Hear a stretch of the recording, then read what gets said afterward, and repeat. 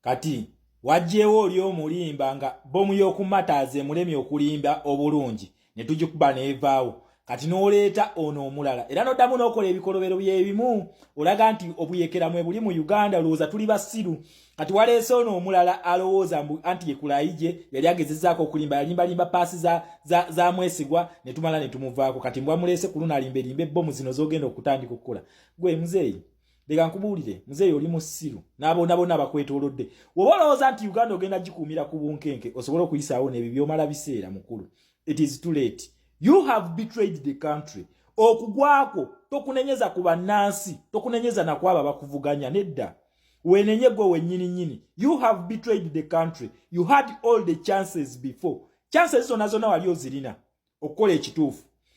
Museveni obunkeke buno obugenda maaso mu Uganda byavudde Kongo n'abagambye babagobezza amagye gaabwe. Museveni ekintu ekyali mu kukola alaga nti Uganda ekyalina threat ya ADF. Njagala mujjukire twin bombs yakuba banna Uganda. Izo njagala muzijjukire. Era yamala teyebuuza na ku parliament ye yekiwanyi wadde yali egenda kukkiriza teyajebuuzaako okulaga nti kino kiri awo just useless den of thieves gye bakutula zidiiru zaabwe n'abatwala butwazi nga amaze okuba abantu baffe ku State Square ne ku Parliamentary Avenue negwe olowooza omusaayi ogwo olowooza abantu abo bafa bwe batyo bagendagenda bwe batyo golwokubangu yagala okufunamu ne famire yo watta abantu twetukigaana njeka tukikkirize tugaane watta abantu abatalina musango olw'okubanga oyagala okugenda e Congo ndowooza okiraba bino ebintu by'ensi teri muntu agenda bikungula teri okitegera ekintu kino batuusi mmwe abali mu Uganda abagifuga nga mweyita ba pulezidenti batuusi mmwe n'akabinja kammwe mwekube mu kifuba mulabe ebintu byonna bye mukoze bannayuganda leero olunaku olwaliro mwekwata ku bisubi naye nga mwagenda mussa abantu mwatta abantu just mufune kaddiiru kano olunaku olwaliro akayiise Muhoozi Kainerugaba endagaano giza yasayininze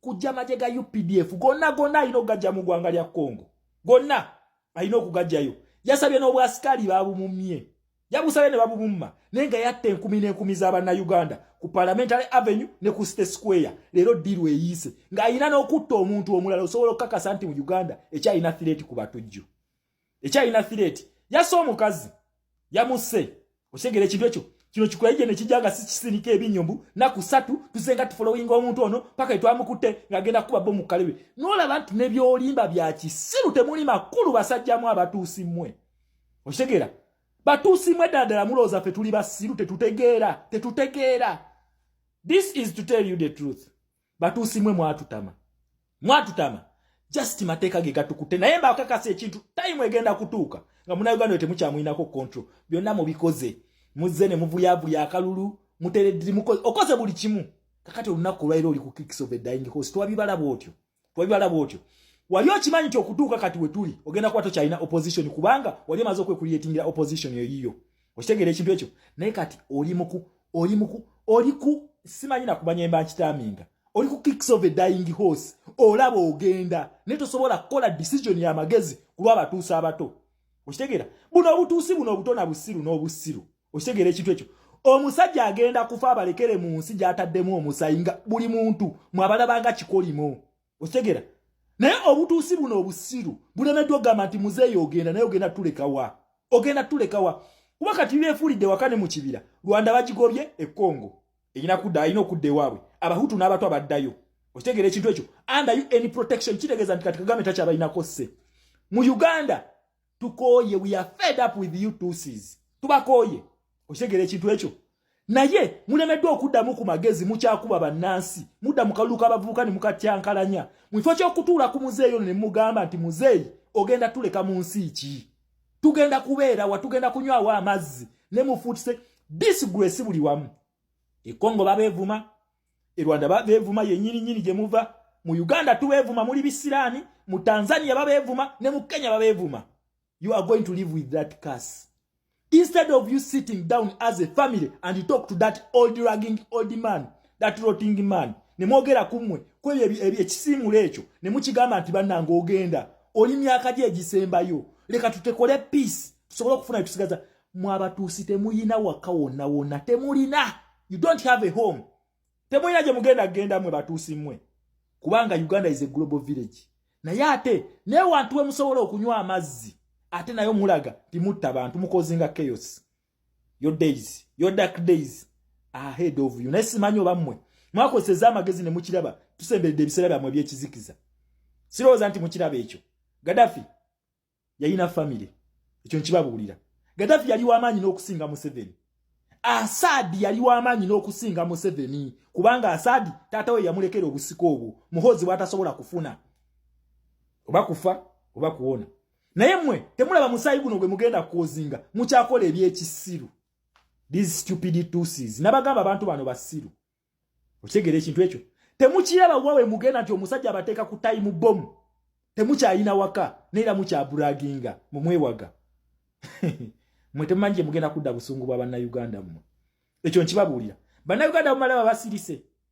Naye mbakakasa mugenda kusaba omuddo okubamira nga tegukyasobola. Ensi ebamanyi, ensi ebategedde, Museveni bamutegedde takyalina wanywa mazzi. Somalia bamugobeza luti bamugobye. Njagala mujjukire mu mwaka gwa 2010 ku World Cup Museveni yatta bannayuganda ku Ethiopian village n'abatane Rugogo.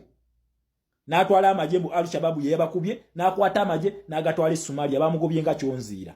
Amisomo mission ne bagimujjako. Natta abantu baffe ku Parliamentary Avenue ne ku State Square n'abatta abatwale Congo bamugobye nga kasasiro. Kati ali mu kicks of a dying horse mu kifo ky'okutereeza ebintu n'amanya nti bino bigaanyi ayongera kutta. Yaso omukazi mbu mutujju bamuse nengo omukazi si mutujju just bagala clarifying nti Uganda ekyalina threat ya ADF mutweke tugira tukola. Emyaka anajofugidde eggwanga tosobodde kutetenkanya nsi kulaba nti no olituuka mu kaseera bwe katyo oyiribeera n'ekikutaasa wabula kati era oyita pan-Africanism. That is so stupid of you. Nabagamba abantu mwe muli basiru ninga temukkiriza mwajanga mu comment section nga mwenda mweyiwa muno. Where are you now? Why don't you come and comment again? I told you are fools from day one. Mushigere ekintu ekyo nakibagamba. Emyaka ana twali tumanyi omusajja at least kale sente za Fazibba azitwala Rwanda naye sente azimaliriza mu kuyiwa musaayi gw'abantu. Mulabe Rwanda weefaanana omwana yagitadde ku video kati balwana. Mulabe Rwanda weefaanana bo babeerawo kuyiwa musaayi buli kaseera. Nete bakiraba nti batu dark days zibasemberedde. They have to make the truth. They have to make the right thing. Bayino kola kati decision egenda okuleeta emirembe wakati waabwe ne bannansi. Not only in Uganda but also in Rwanda, in Kenya and in Tanzania. Bakole ekintu ekituufu. Ne bongera kuwonoona bongera kuyiwa musaayi because they are naturally stupid and that is who they are. You think you are going to be the last generation to rule over us. That is a total joke. I repeat, it is a total joke. Uganda has its natives. Uganda eyo febajja fe batugamba gakulukutira je gali gakulukutidde wallahi mbalayirira batuusi mmwe gagenda kuddamu gakulukutireyo. Naye it is the high time je mwandibadde mukola ebintu ebyamagezi ne mulekerawo okutta abantu ne mulekerawo okutulugunya abantu ne mukola ekintu ekituufu. Oyo gwe muyita jjajja mu omutuuso oyo Museveni senkulumandwa y'abatuuse eyo nekola decision entuufu nelekerawo okutta abantu. Neta abaana baffe bateeka mu makomera. Ne mugenda mu agreement nga Daniel Arap Moi we yakikola nga Edgar Lungu we yakikola. Uganda yoneterera mirembe. Naye muganye mwongera kutta mulooza be muttira abantu babe basiru. We are watching you. Kino nkibabuulira. Teri muntu alina monopoly ku mundu. Teri muntu alina monopoly ku mundu. Mutulukunyiza abantu baffe tubayina maje, tulina abantu baffe mu police, tulina abantu baffe mu security. Mbakakasa time egenda kutuuka. You idiots, you are going to pay for everything. If you want it the hard way, we shall go there. Teri alina monopoly ku mundu. Tujazikwata. If you want it the hard way. But I assure you, there is no winner in the sinking boat. Ate mu lutalo tekubeera muwanguzi. Teri.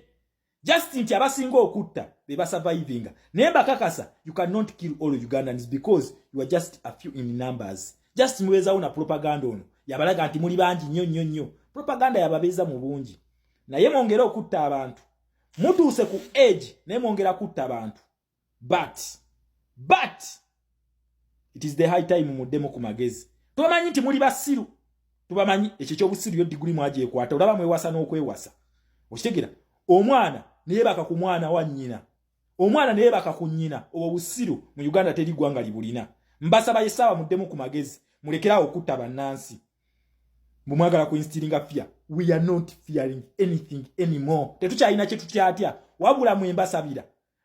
Mugambo yo saabatuusi addemu